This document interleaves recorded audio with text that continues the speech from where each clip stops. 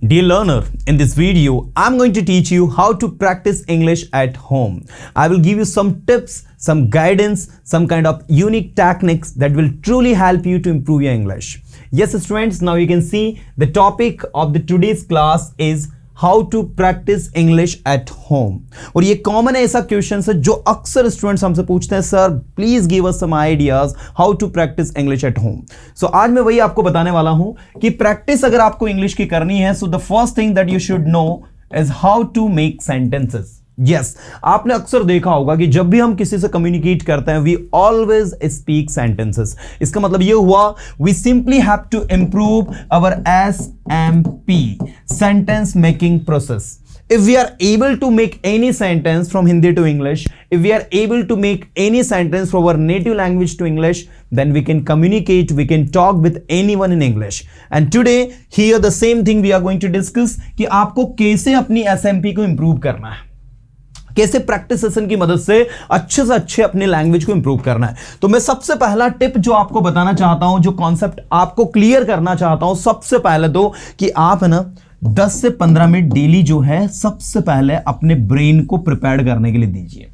जी student, आप जहां कहीं से भी इंग्लिश सीख रहे हैं, अगर आप हमारे YouTube चैनल की मदद से सीख रहे हैं बहुत अच्छी बात है, आप किसी और चैनल की मदद से सीख रहे हैं बहुत अच्छी बात है, और अगर आपने कोई फिजिकल क्लासेस ज्वाइन करी है, कोई इंस्टीट्यूट ज्वाइन किया है तो और भी ज्यादा अच्छी बात है। आपको करना क्या है वो मैं आपको बता रहा हूं। सबसे पहले तो आपको 10 मिनट्स के लिए कहीं ऐसी जगह पर आप बैठ जाइए जहां आपको कोई डिस्टर्ब ना करे।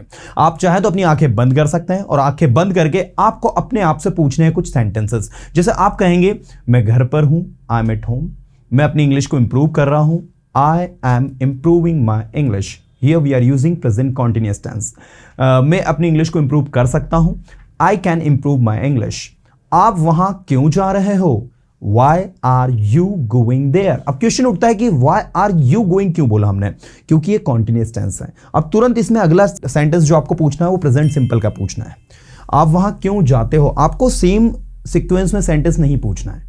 अगर आप सेम सीक्वेंस में पूछोगे तो उससे क्या होगा, वो रटने में आ जाता है। जैसे अगर आप बोले किसी से आप वहां क्यों जा रहे हो, Why are you going there? आप इंग्लिश क्यों सीख रहे हो, Why are you learning English? लेकिन जब मैं आपसे कहूंगा आप इंग्लिश क्यों सीखते हो, तो तुरंत सेंटेंस का पैटर्न चेंज हो जाएगा। आप इंग्लिश क्यों सीखते हो, Why do you learn English? आप इंग्लिश क्यों पढ़ाते हो, Why do you teach English? आप इंग्लिश कब पढ़ाओगे, When will you teach English? पापा कहाँ हैं, Where is father? मम्मी क्या कर रही है, What is mother doing? मम्मा किचन में क्या कर रही है, What is mother doing in the kitchen? आप अभी कहाँ हो, Where are you now? आप इंग्लिश क्यों सीखते हो, Why do you learn English? So this is the way to self practice. You simply have to ask this sentence to yourself. Now, ये जब आप 10 मिनट का कर लें, उसके बाद इसमें कुछ ये चीजें भी आप इसमें इन्वॉल्व कर सकते हैं। आप चाहें तो ये सारे कंटेंट को सिस्टमैटिक तरीके से पूछ सकते हैं। सबसे पहले आप अपने आप से करीब 10 से 15 सेंटेंस इंपेरेटिव सेंटेंसेस के पूछें।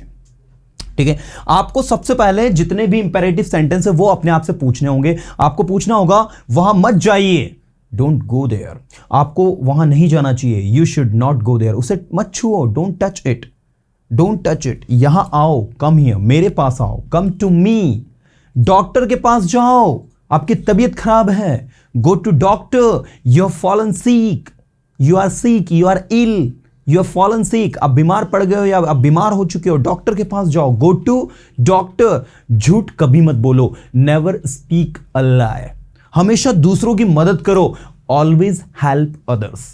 So in this way we have to practice, in this way we have to make sentences, because आपका ब्रेन जितना ज्यादा सेंटेंसेस बनाएगा, जितने ज्यादा सेंटेंसेस को बोलेगा स्टूडेंट, उतना ज्यादा आप अपने आप को इंप्रूव करने वाले हैं।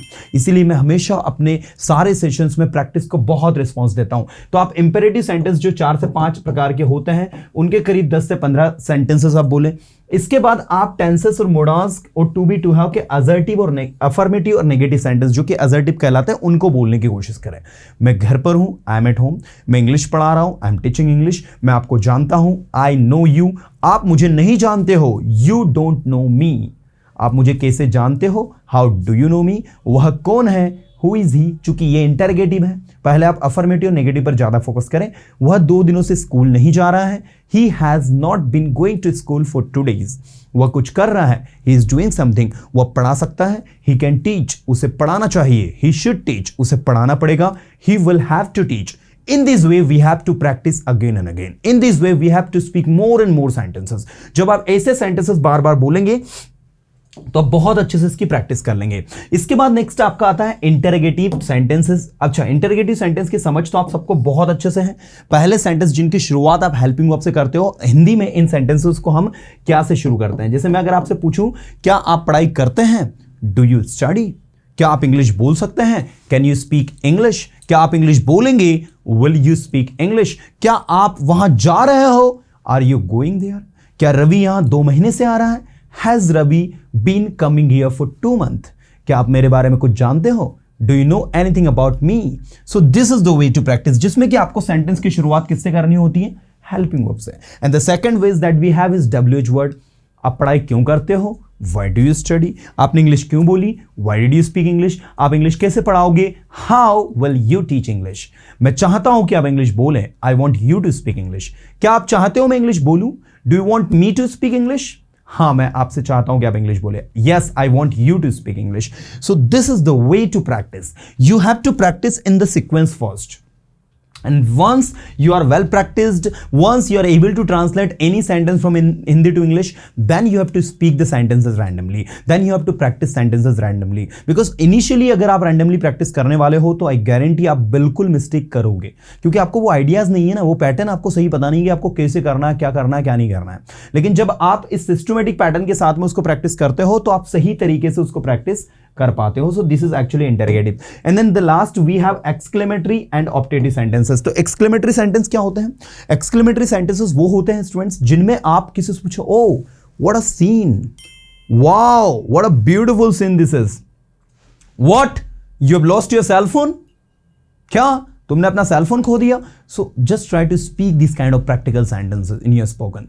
लाइक आपके घर में मान लीजिए कि चोरी हो गई, what The theft took place at our home. I can't believe. You know, so इस तरीके से जो भी चीज, you met with an accident. How terrible. You know, आपका एक्सीडेंट हो गया, कितनी बुरी बात है। सो इस तरीके से जो भी ऐसी सिचुएशन होती है उसमें आप ऐसे जो सेंटेंसेस बन रहे हैं उनको बनाने की फिर कोशिश करें। लेकिन याद रखिएगा, एक्सक्लेमेटरी पर पहुंचने के लिए आपको सबसे पहले इन सेंटेंसेस पर अच्छी कमांड करनी होगी, ठीक है? क्योंकि एक्सक्लेमेटरी सेंटेंसेस क्या होते हैं? जनरली हमारे एक्सक्लेम को व्यक्त करने के लिए होते हैं, बहुत रेयरली यूज होते हैं। जिनका सबसे ज्यादा उपयोग होता है कॉन्वर्सेशन में, वो आपके 3 प्रकार के सेंटेंसेस होते हैं। ऑप्टेटिव सेंटेंस और एक्सक्लेमेटरी सेंटेंसेस जो है, इनका उपयोग कुछ 3 to 15% आपके लैंग्वेज में होता है। बाकी 85%, ठीक है, 85 to 90% जो आपके सेंटेंसेस स्पोकन में यूज होते हैं, they are actually imperative, assertive and interrogative. तो इन पर आप कोशिश करें ज्यादा अच्छे से अच्छे कमांड करने की। इन पर अगर आपको कमांड अच्छे से हो जाती है, then you can communicate with anyone. So this proper technique you have to apply, this proper strategy you have to apply to improve your language. और जब आप ये स्ट्रैटेजी के साथ में, प्लानिंग के साथ में मैदान में उतरोगे, trust me dear students, you are truly going to improve yourself. So get ready to improve your English language. My best wishes are with you, and I guarantee you are going to be a good English speaker, because things are not tough. We have made them tough. So just make them easy by doing practice. So I'm going to meet you in the next session with some kind of unique and antique content. Till then, tada bye, have a good day. अगर subscribe नहीं किया तो कर लो भाई, क्योंकि ऐसे शानदार जानदार कंटेंट आपको सिर्फ और सिर्फ इसी चैनल पर मिलेंगे।